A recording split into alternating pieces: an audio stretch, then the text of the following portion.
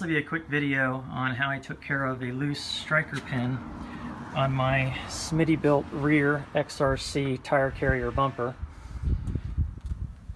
After about 8 months, the striker pin started to become loose and it would cause my tire carrier to jump around whenever it go over bumps, and after a while it got pretty excessive, which would eventually start to cause the bolt to wear out as well as probably round out the hole.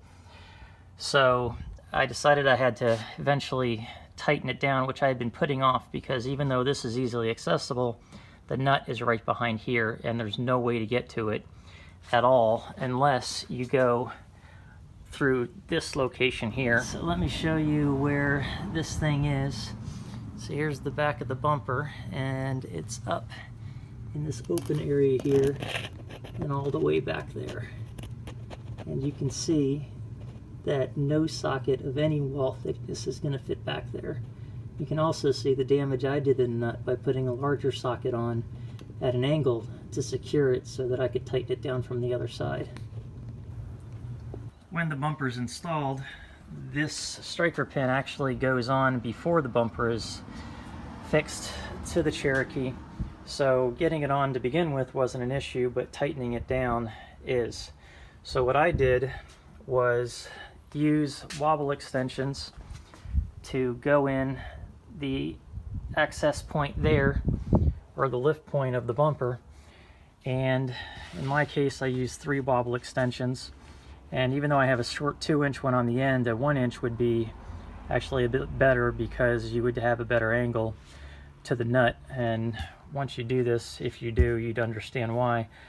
But instead of trying to put on a socket that fit the nut, because there isn't enough room for that to happen, I decided to put on oversized sockets. This one's a 3/16 and this one is a 3/4, and just kind of jam it on there.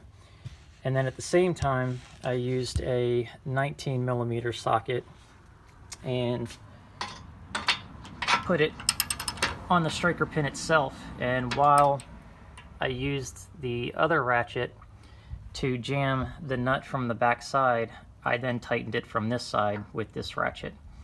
And I used one socket to kind of snug it up and another one to really crank it down because it held pretty well.